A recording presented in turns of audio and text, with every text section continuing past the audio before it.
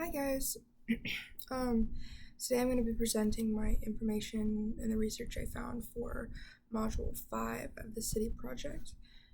I made a PowerPoint because that's what the teacher suggested I do to help me organize the information, and I'm thinking it's going to be really helpful. So I'm reading back and forth. For the first question, what are 1 to 2 crucial challenges Dakar is facing in addition to climate change? I found a really interesting article from October of 2024, which I'll reference throughout all 3 slides. But it said that Dakar is facing both economic and social challenges in addition to climate. So as Senegal positions itself as a rising power in West Africa, critical questions emerge like what economic and political transitions are going to be necessary to ensure sustainable growth, which was something that we were talking about later in the next slide, but also inclusive growth. They want to make sure that their community isn't just moving forward structurally, but as a people, which I think is really important.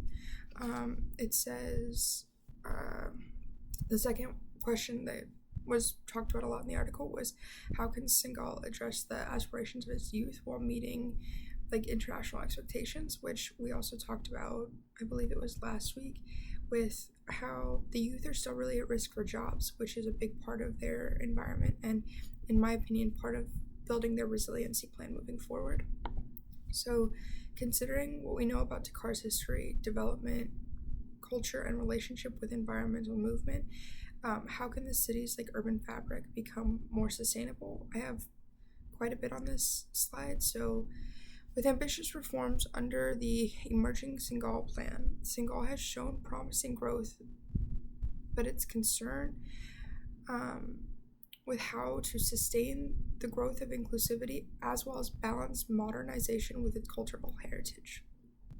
Since the implementation I'm having trouble with words still, of the plan in 2014, Senegal has achieved notable progress in the infrastructure and development.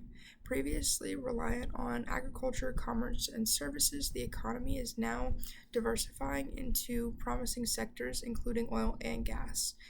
The country's average annual rate of growth is 6% over recent years, which showcases its economic diversity in the regions often marked by social and economic challenges.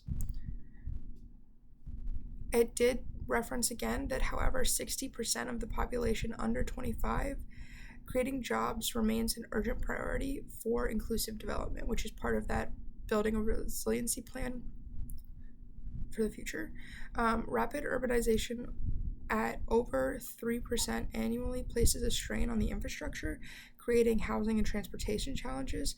That's how I believe we need to focus, or where we need to focus for the urban factor for creating sustainability in larger cities. And then the last slide is what might be an effective way to implement a resiliency plan. Like I said previously, I believe that it's building upon a previous plan. The article Senegal at a Crossroads, Growth, Balance, and Inclusivity from October of 2024, addresses the concerns. The Prime Minister actually spoke out about the government's economic action plan, which I thought was really interesting.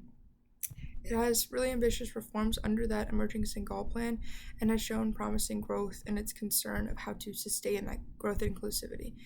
And then I have more percentages and commentary on the rates of unemployment, which I believe is the biggest thing we need to focus on in including implementing our resiliency plan moving forward in Dakar. Thank you so much.